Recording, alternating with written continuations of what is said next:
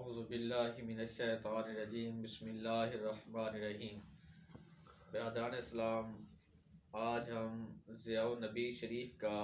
20واں درس دینے جا رہے ہیں۔ آج کے درس کے اندر ہم ضیاء النبی شریف کی روشنی کے اندر حضور نبی رحمت صلی اللہ تعالی علیہ وآلہ وصحبہ وسلم کے آباء و اجداد کے بارے میں آپ کو بتائیں گے۔ تو حضور ضیاء الامت حضرت جسٹس پیر محمد کرم شاہ الازہری رحمۃ اللہ تعالی علیہ نے نبی علیہ الصلوۃ والسلام کے آباء میں سے حضرت عدنان سے لے کر حضرت عبداللہ رضی اللہ تعالی عنہم تک آپ کو مختصر ذکر کیا ہے، اور آپ کے آباء و اجداد کا تذکرہ کرنے سے پہلے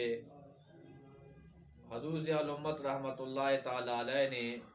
ان لوگوں کے شکوک و شبہات کو دور کیا ہے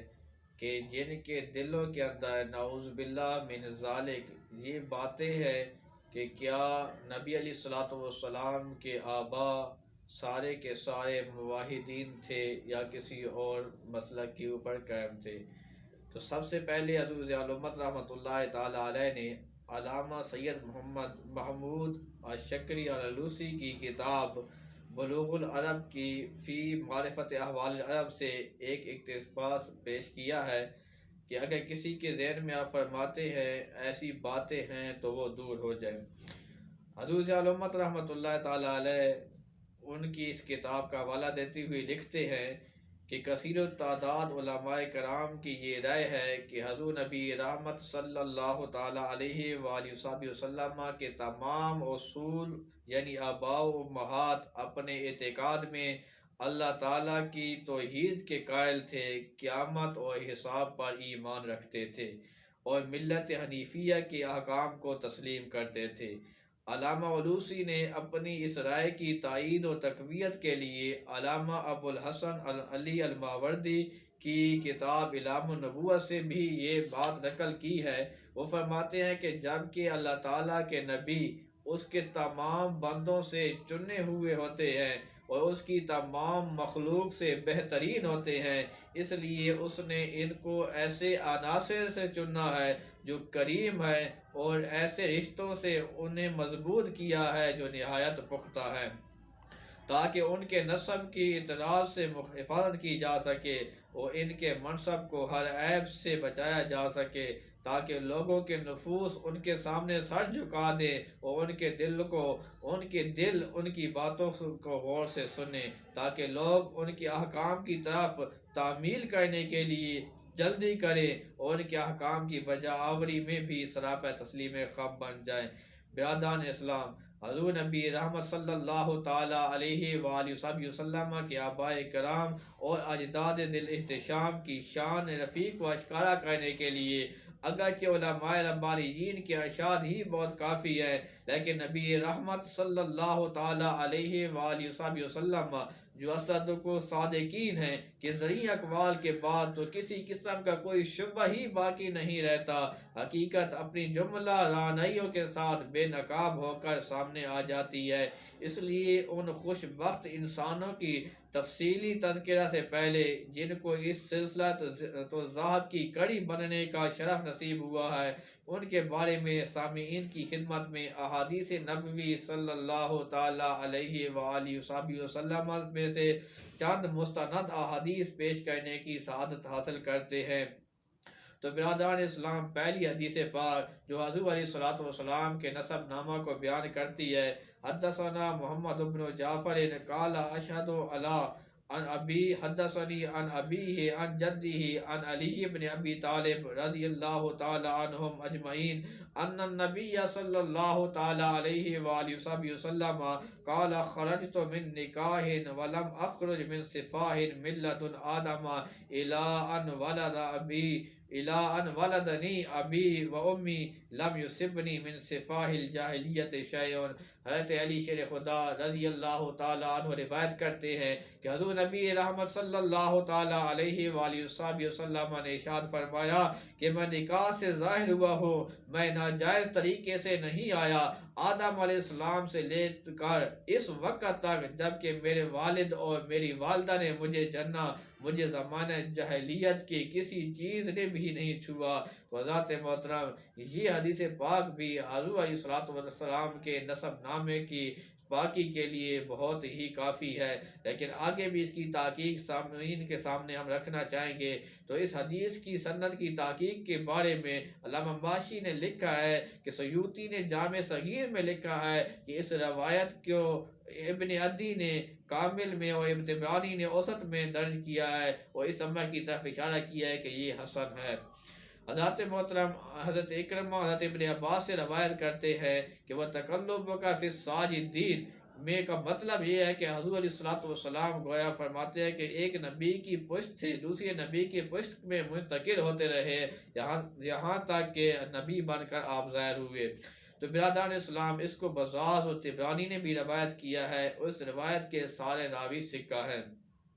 عطا حضرت ابن عباس سے روایت کرتے ہیں آپ نے سابقہ آیت کا یہ مفہوم بتایا کہ حضور نبی رحمت صلی اللہ تعالی علیہ وآلہ وسلم ایک نبی کی پشت سے دوسرے نبی کی پشت سے میں منتقل ہوتے رہے یہاں تک کہ آپ کی والدہ مائدہ نے آپ کو جنا۔ اور ایک حدیث پاک ہے عائشہ رضی اللہ تعالی عنہ قال رسول اللہ صلی اللہ علیہ وآلہ وسلم قال جبریل کلبت مشارق الارض ومغاربها فلم اجد افضل من محمد صلی اللہ تعالی علیہ وآلہ وسلم ولم اجد بنی ابن افضل من بنی ہاشم۔ حضرت ام المؤمنین امی عائشہ صدیقہ رضی اللہ تعالی عنہ روایت کرتی ہیں کہ حضور سرور دو عالم صلی اللہ تعالی علیہ وآلہ وسلم نے ارشاد فرمایا کہ جبرائیل نے مجھے بتایا کہ میں نے زمین کے مشارق اور مغارب کو کھنگالا اور اس میں نے آپ سے افضل کسی شخص کو نہیں دیکھا اور کسی باپ کے بیٹے کو بنی ہاشم سے مجھے اعلیٰ نظر نہیں آیا۔ تو برادران اسلام اس کے بارے میں حافظ ابن حجر کہتے ہیں کہ اس متن کی عبارت سے اس کی صحت کی نشانیاں ظاہر ہو رہی ہیں۔ آخر میں ہم ایک ایسی روایت سامعین کے سامنے رکھنا چاہتے ہیں جو امام مسلم رحمۃ اللہ تعالی علیہ نے اپنی صحیح کے اندر اور امام ترمذی نے اپنی سنن میں نقل کیا ہے اور تصریح کی ہے۔ یہ روایت اس طرح ہے کہ عن واصلہ ابن اسقا رضی اللہ تعالی عنہ قال قال رسول اللہ صلی اللہ تعالی علیہ وآلہ وسلم ان اللہ اصطفى من ولد ابراہیم اسماعیل ان اللہ اصطفى من ولد ابراہیم اسماعیل واصطفى کنانۃ من بنی اسماعیل واصطفى بنی کنانۃ قریشا واصطفى من قریش واصطفى من بنی کنانۃ قریشا واصطفى من قریش بنی ہاشم واصطفانی من بنی ہاشم۔ کتنی پیاری حدیث پاک ہے جو حضور علیہ السلام نے فرمایا۔ واصلہ بن اسقا رضی اللہ تعالیٰ عنہ کہتے ہیں کہ رسول خدا صلی اللہ تعالیٰ علیہ وآلہ وسلم نے فرمایا کہ اللہ تعالیٰ نے اولاد ابراہیم سے اسماعیل کو چنا اور اولاد اسماعیل سے کنانہ کو چنا اور بنی کنانہ سے قریش کو چنا اور قریش سے بنی ہاشم کو چنا اور بنی ہاشم سے مجھے چنا۔ تو برادران اسلام یہ روایات حضور سرور عالم صلی اللہ تعالی علیہ وآلہ وسلم کے آباء کے بارے میں بتاتی ہیں کہ وہ ہمیشہ پاک رہے ہیں، توحید کے اوپر قائم رہے ہیں، اللہ تعالیٰ کی وحدانیت کا اقرار کیا کرتے تھے، قیامت کا اور حساب و کتاب کا وہ یقین رکھتے تھے اور ہر ایسی چیز ان کی طرف منسوب نہیں ہوئی جو ان کے جو مرتبہ ہے مقام ہے اس کو عیبدار کرتی۔ تو برادران اسلام حضور علیہ السلام کے فرامین ایک ایسے روشن دلائل ہیں کہ جن کے اندر جھوٹ کا شائبہ تک بھی نہیں ہو سکتا، کیونکہ حضور علیہ السلام کی جو بات ہوتی ہے وہ اللہ تعالیٰ کی طرف سے ہوتی ہے، کیونکہ رب کا قرآن کہتا ہے وَمَا يَنْطِقُ عَنِ الْهَوَىٰ إِنْ هُوَ إِلَّا وَحْيٌ يُوحَىٰ کہ میرا جو محبوب ہے یہ اپنی خواہش سے نہیں بولتا بلکہ یہ وہی بولتا ہے جو اللہ فرماتا ہے ان کی طرف جو وحی کی جاتی ہے، گویا جو نبی کا فرمان ہوتا ہے وہ اللہ کی وحی ہوتی ہے۔ جب اللہ کی وحی برحق ہے تو نبی کا فرمان بھی برحق ہے۔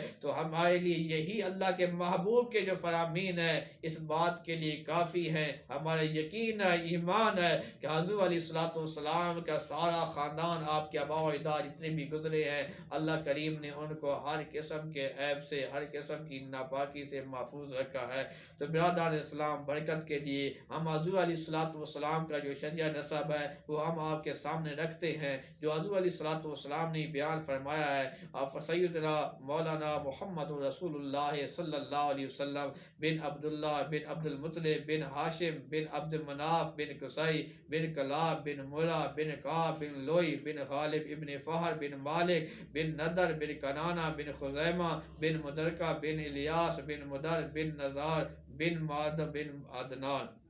تو یہ حضور علیہ الصلوۃ والسلام کا شجع نسب ہے جو حضرت عدنان تک بیان کیا گیا ہے۔ تو حضرات محترم، آپ کے سامنے انہی میں سے جو پہلے خوش نصیب شخصیت ہے حضرت عدنان، جن کو حضور علیہ الصلوۃ والسلام کا باپ یعنی کہ آپ کے آباء و اجداد میں شامل ہونے کا شرف حاصل ہوا ہے، تو ہم ان کا تذکرہ مختصراً سامعین کے سامنے رکھنا چاہتے ہیں۔ تو حضرت عدنان کا والد کا نام کیا تھا؟ آپ فرماتے عدد یا اد ہے۔ ان کے دادا اور ان کے دو بھائی تھے، فرماتے ہیں کہ ان کے دو بھائی تھے جو باپ کی طرف سے سگے تھے، اور ان کا نام، ایک کا نام نبت اور دوسرے کا نام عمر تھا۔ حضور ضیاء الامت رحمۃ اللہ تعالیٰ علیہ فرماتے ہیں کہ ان کے حالات کا تفصیلاً علم نہیں ہوا، ہاں البتہ علامہ ابن جریر طبری کی روایت سے یہ معلوم ہوتا ہے کہ وہ اہل عرب کے مسلمہ سردار تھے، کیونکہ جب بخت نصر نے اپنے لشکر جرار کے ساتھ اہل عرب پر دھاوا بولا تو عربی لشکر کے قائد کون تھے؟ وہ حضرت عدنان تھے۔ علامہ طبری لکھتے ہیں کہ ذات عرق کے مقام پر عدنان اور بخت نصر کا مقابلہ ہوا۔ بخت نصر نے عدنان کو شکست دی، وہ عربی علاقہ میں پیش قدمی کرتا ہوا حضور کے مقام پر جا پہنچا۔ عدنان بھی وہاں پہنچ گئے اور عدنان اکناف و اطراف سے جنگجو بہادر عدنان کے جھنڈے کے نیچے جتنے بھی تھے وہ سارے جمع ہو گئے۔ آپ نے حضور کے ارد گرد خندق کھود دی اور فریقین میں جنگ شروع ہوئی، لیکن عدنان نے اپنے سپاہیوں کو ہدایت کی کہ اگر بخت نصر ان کے قابو میں آئے تو اسے قتل نہ کریں۔ اس طرح بخت نصر نے بھی اپنی فوج کو حکم دیا کہ اگر عدنان کو بھی ان کے قبضے میں آ جائے وہ ان کو قتل نہ کرے۔ تو علامہ ابن خلدون نے اس واقعہ کو ذرا تفصیل سے لکھا ہے، اگر آپ ان کی تحقیق کو بھی پیش نظر رکھیں۔ سیدنا شعیب علیہ السلام جو کہ بنی اسرائیل کے مشہور اور معروف انبیاء میں سے ہیں، جن کا تذکرہ کئی بار قرآن کریم میں بھی آیا ہے، آپ کو فصیح و بلیغ اور مؤثر انداز تبلیغ کے باعث خطیب الانبیاء کا لقب سے ملقب کیا گیا تھا۔ تو آپ علاقے کے مرکزی شہر کا نام حضور یا حضورا تھا، آپ کے علاقے کے جو شہر تھا اس کا نام حضور یا حضورا تھا۔ علامہ یاقوت حموی نے اس کی تحقیق کرتے ہوئے لکھا ہے، علامہ سہیلی نے اس کو فرماتے ہیں کہ بلدۃ بالیمین من اعمال زبید۔ علامہ سہیلی نے اس کی املا یوں کی ہے کہ حضورا ہاکذا، تو یعنی حضورا یا حضور دونوں یمن کے مشہور شہر زبید کی نوائی بستی کا نام ہے، اور کوہ سرا کے طویل پہاڑی سلسلہ کے ایک پہاڑ کا نام حضور ہے جو بلاد عرب کے جنوب میں واقع ہے۔ اسی مقام پر حضرت شعیب علیہ نبینا علیہ الصلوۃ والسلام کا مزار ہے۔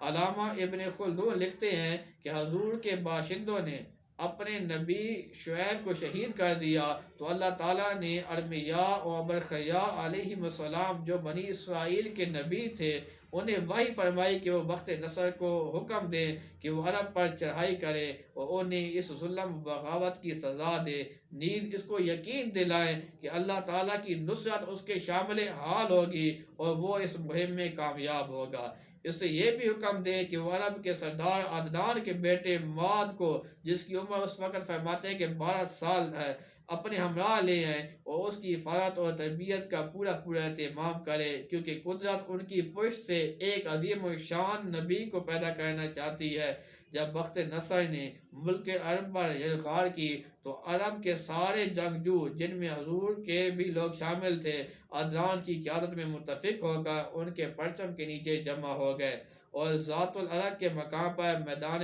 کارزار گرم ہوا۔ جس میں اہل عرب کو شکست ہوئی، وقت نصر بے حساب مال غنیمت اور بے شمار جنگی قیدی مرد و زن لے کر لوٹا۔ اس نے اس جنگی قیدیوں کو ابنا کے شہر میں آباد کیا۔ ابنا ایک قدیم شہر کا نام ہے جو عراق میں دریائے فرات کے کنارے میں آباد تھا، جس کو حضرت خالد نے فتح کیا۔ فرمان الہی کے مطابق یہ دونوں پیغمبر عدنان کے 12 سالہ فرزند ماد کو اپنے ہمراہ لے آئے اور حران میں اپنے پاس ٹھہرایا۔ اس عرصہ میں آپ کی تعلیم و تربیت کی طرف خاص توجہ فرمائی اور اپنی آسمانی کتاب کی تعلیم دی۔ کچھ عرصہ بعد عدنان نے انتقال فرمایا۔ ان کی وفات کے بعد عرب برباد اور ویران ہو گیا۔ جب وقت نصر راہی ملک عدم ہوا تو ماد انبیاء بنی اسرائیل کی معیت میں مکہ مکرمہ میں واپس آئے۔ سب نے مل کر فریضہ حج ادا کرنے کی سعادت حاصل کی۔ اس کے بعد اپنے خاندان کے افراد کو جو یمن اور دیگر ملکوں کے اندر منتشر ہو گئے تھے ان کو واپس مکہ المکرمہ میں آباد کیا۔ علامہ احمد بن زینی لکھتے ہیں کہ عدنان پہلے شخص ہیں جنہوں نے بیت اللہ شریف کو غلاف کعبہ پہنایا۔ بیت اللہ شریف کو جو غلاف پہنانے والی شخصیت ہے، یہ ذہن میں رکھنی چاہیے، وہ پہلے شخص کون ہے؟ وہ حضرت عدنان ہے۔ اور یہ بھی مذکور ہے کہ آپ کا نام عدنان اس لیے مشہور ہوا کہ یہ عدن سے مشتق ہے، جس کا معنی ہے قائم رہنا اور باقی رہنا، کیونکہ شیاطین جن و انس کے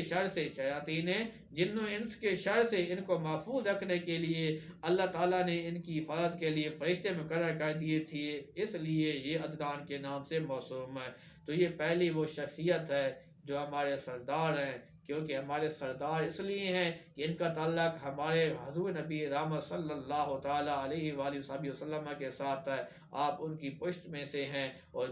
جس کا تعلق میرے نبی کے ساتھ ہے ہم انہیں اپنا سردار مانتے ہیں۔ حضرات محترم، اللہ تبارک و تعالیٰ کی بارگاہ میں دعا ہے کہ خلاق عالم ہمیں اپنے نبی کے تمام نسب نامے کا ادب و احترام کرنے کی توفیق عطا فرمائے، حضور صلی اللہ علیہ وسلم کے سارے شجرے کی یقین رکھنے کی توفیق عطا فرمائے جو اللہ کے محبوب نے بیان فرمایا ہے۔ اللہ تبارک و تعالیٰ ہم سب کو نیک اعمال کرنے کی توفیق عطا فرمائے۔ وآخر دعوانا